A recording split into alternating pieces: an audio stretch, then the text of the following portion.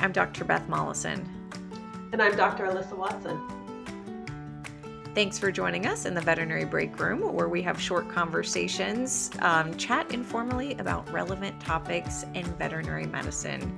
And today we're actually going to, our discussion was inspired from a piece that was done in Clinician's Brief. So shameless plug for our Clinician's Brief content. I actually do encourage you all to go check out the website if you haven't in a while.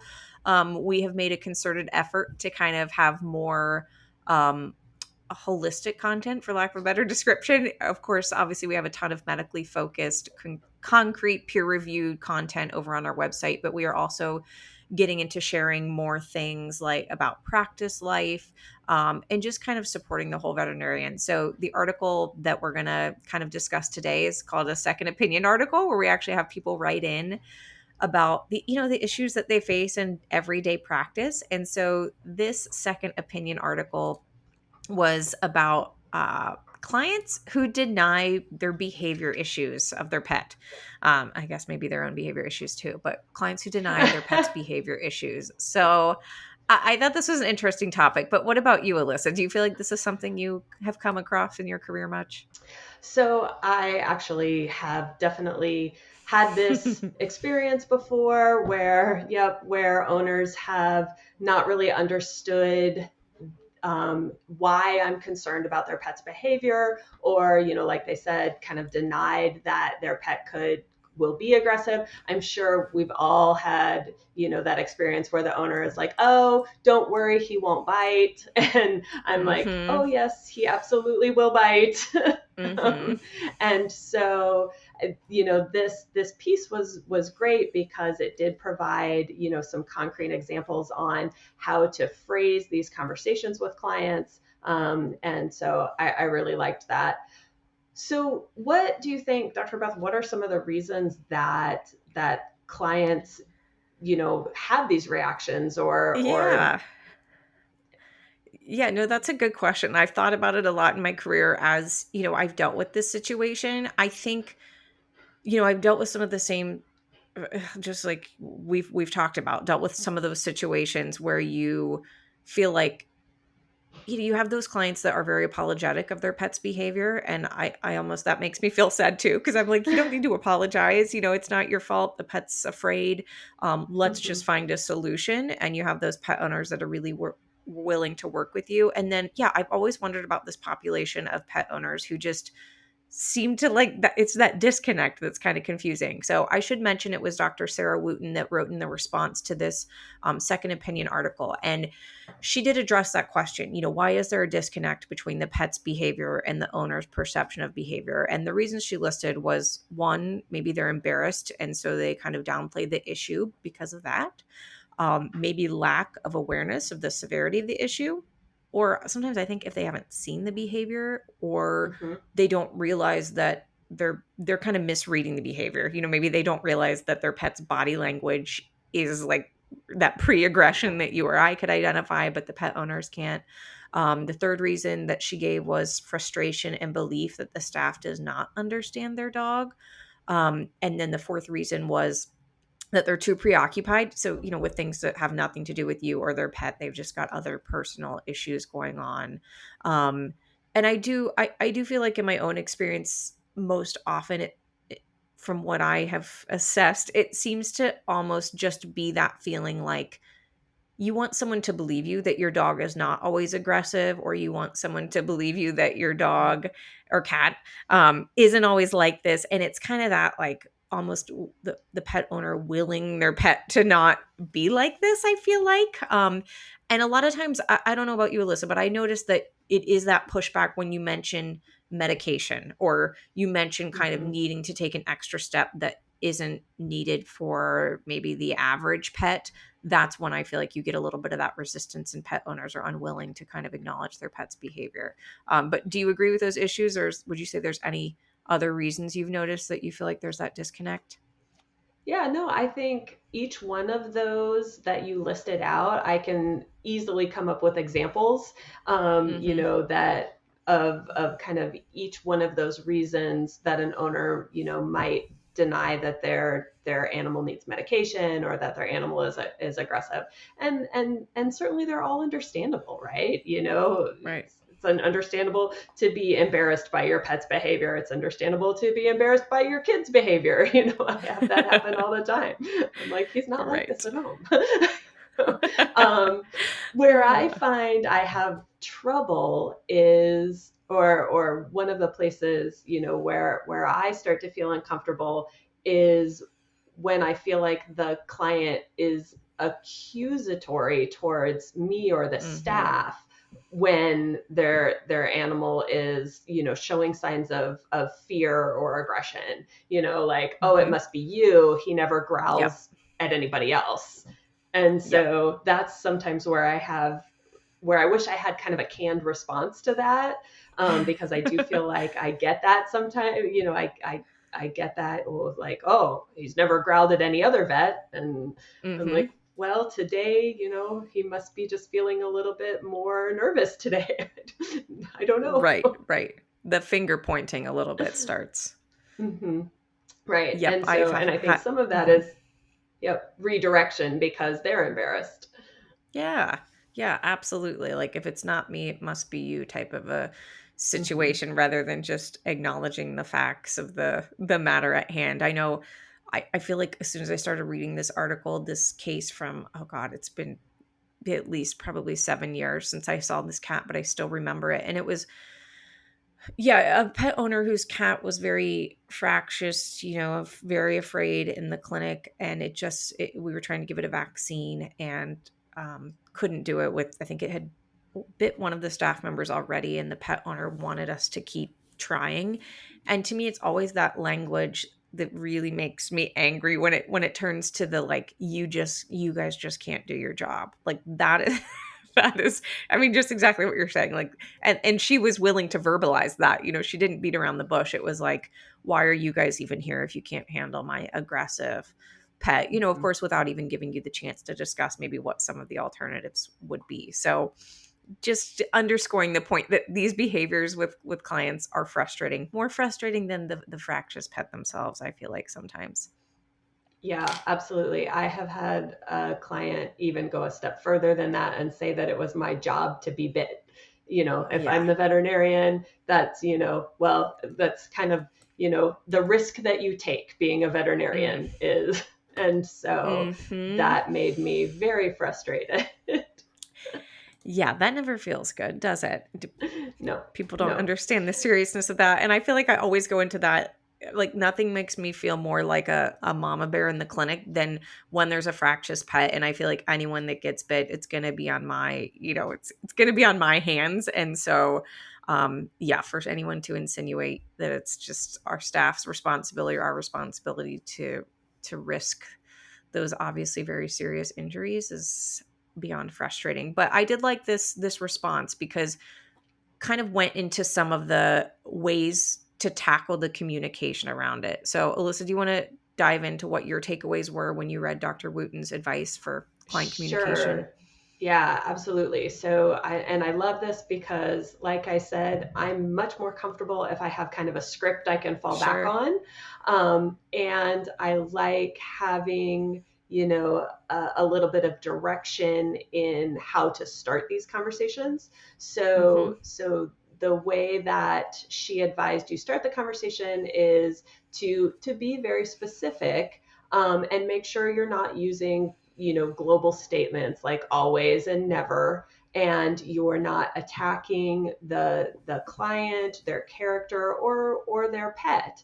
And so Sure. starting out by saying, when when your animal comes in, when I see this happened, or when this happened, in our clinic. So when your animal came in and growled, that then you want to lead into how you felt about that, okay? Because you can only control your own feelings.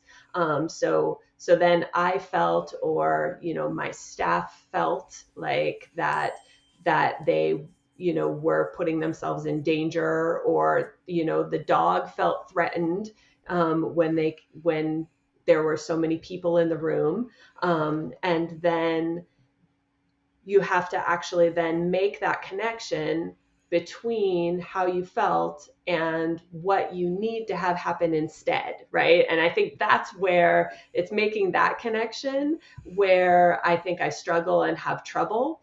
And Hmm. so letting the client know what they can do in Sure. order to change that situation. So saying, because so these things happened, they made me feel this way. Because that happened, we need to change something. And so, Hmm. kind of following that line of thought, I think was very helpful to me. And Hmm. then you can get into what you were saying, Dr. Beth, which is where oftentimes the pushback comes. Like, would you be willing to medicate your dog before they come in, or would you be Hmm. willing to try some muzzle training, or would you be willing Sure. to come in another day when Right. your animal is feeling less stressed, when it's not so busy, when maybe we could try this appointment first thing in the morning. And so having that kind of detailed script and leading into each thing was very helpful for me. Yeah, I agree. And I feel like, sticking to the facts, yet being open to the pet owner's emotions around the issue, showing a little bit of empathy toward them because it's not a fun situation for them either. And then I do feel like anecdotally, something like we mentioned that I have noticed is I feel like sometimes I meet that resistance when I start to bring up medications because I feel like pet owners immediately have that kind of little bit of defensiveness of like, oh, my pet doesn't need medication, or why are you just jumping straight to medication? So I do feel like maybe pairing, I like the way you phrased it, Dr. Alyssa, where it's like asking if they'd be open to that. I also anecdotally feel like it helps to say like a number, kind of let them know they're not alone. There are a number of pets who benefit from these medications. And then making other concessions. Again, like you said, let's try this appointment early in the morning, kind of showing the pet owner that you're not there to just throw some quick meds to change their pet, but like you're there to look at the holistic situation and make several different adjustments so that the pet can get the care they need. But yes, I did like this article because I do feel like it offered some concrete advice and certainly let us all know we're not alone in these situations that crop up and make our day very frustrating. Absolutely. And I think piggybacking off of that a little bit, another thing that I say to people is, we've discovered over the last several years, how detrimental these stressful situations are to Hmm. animals. And so we are quicker to use meds than we used to be. I'm definitely quicker to use meds than I used to be because we have the data now that shows that, these stressful encounters can have long-term consequences, on your animal's anxiety and their health. Hmm. Yeah, absolutely. And I like what you said there, Dr. Alyssa, where I feel like so many people think back and they're like, well, I've never had to do this before. I've never had a pet that needed medication. But kind of looping the pet owner in, knowing this is a relatively new thing, we found it to be super beneficial for everyone involved. We can give your pet better care, rather than just catching them off guard by all of a sudden, walking back in the room with a prescription bottle. So Mm-hmm. yes. A lot of good advice here, Dr. Alyssa. Again, I do recommend everyone, we'll try to include this link in the show notes if you want to check out the details or explore some of the other content there, because there are a lot of fun topics that I know when I read through some of these topics, it just kind of makes you feel less alone that all of these non medical struggles, I feel like, are sometimes just as important or impactful throughout the day to day of being a vet as are the medical challenges. So, a lot of cool content over there. But Alyssa, I think that brings us to our win of the week. Do you have anything you would like to celebrate or any small victories for the week? So I do have something to share. As many of you know, the vast majority of my work is in-home euthanasia and end-of-life care, but I am certainly still in the clinic, several shifts a month. And this story actually kind of combines the two. Um, so, so it was just one of those things that I felt it was just very, very fortuitous, providence, luck, whatever you want to call it. I happened to work a shift at a clinic that I have not been at for several months.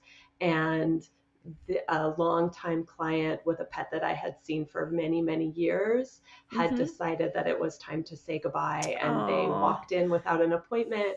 And I walked into the room and they started crying and I started crying. And, Aw. and yeah, the client was like, oh my gosh, it's you. And so it was one of those things that it turned Yeah. out to be as sad as it was, it was the right decision for the pet. And I just felt so fortunate that I was able to be there for them at that time when I had seen that pet its whole life. It's not something that I get to do a lot anymore. Sure. And so even though it's kind of sad, I really, it was a lovely thing. So Yes, knowing how much better I'm sure they felt on a hard day to yeah, have one yeah, one thing go their way. I'm sure they were thrilled. yeah, yeah. What about So, you? Do you have anything that you'd like to share with us? um, yes, my win, dog related, though not job related, is about my own personal dogs. So, for anyone that knows me, knows about Paul, my dachshund, who I'm obsessed with, and may or may not know that we introduced a miniature poodle about 3 months ago, who is 4 years old. And I think I've talked about it on here, but they started off with like a somewhat tumultuous relationship, which was not too big of a surprise because, like, dachshund, two adult dogs and a dachshund, who has been set in his ways for a while. So they had a few, fortunately, small scuffles when I first adopted them, but enough that I really truly was not sure which direction it was going to go in. Because of the nature of both of them. But anyway, met with a behaviorist, was fortunate enough to be able to have precious time from a veterinary behaviorist here locally. And um cutting to the chase, my point of all of this is they are doing much better. They are getting along really well. The dachshund seems much more comfortable. Daniel, the poodle, um also is doing pretty well, minus peeing and pooping in the house. So that's a different story. So that's my big win, is that for anyone that's dealt with intra household dog aggression knows how stressful it can be moment to moment, day by day. Mm-hmm. And so I feel like I finally reached that moment where I can, hopefully I'm not jinxing anything, where I can relax and things are going a little bit better. So that is my big win. I knew it would be, anytime you get a new pet, especially when there's already pets in the household, I knew it would be months of adjustment, but I think we're maybe getting through that period. I think So, that's wonderful. I'm so glad to hear it. And I'm so glad that you were able to find a good colleague to help you. So I feel like we're yes. so lucky to have such a big network and be able to reach Mm-hmm. out to people. And I know I've had some struggles with my own personal dog and her health in the last year. And so, um, you know, there's so many amazing vets out there. You guys are all rocking it every day. And I think, Truth. I think you guys are awesome. Yes. Truth. Absolutely. So, yes. Well, Alyssa, thanks for joining me in this conversation today. To our listeners, thank you for listening in, and we will catch everyone next episode. Thank you for listening to today's episode of Veterinary Breakroom. If you enjoyed today's episode, you can find us wherever you listen to your favorite podcasts, including a video version on YouTube. While you're there, make sure you subscribe, rate, and review. You can also listen to or watch our podcast episodes on our website at cliniciansbrief.com/podcasts, or drop us a line at podcasts@briefmedia.com. Veterinary Breakroom is a Vet Medics production, produced by Alexis Ussery and co-hosted by Dr. Alyssa Watson and Dr. Beth Molleson.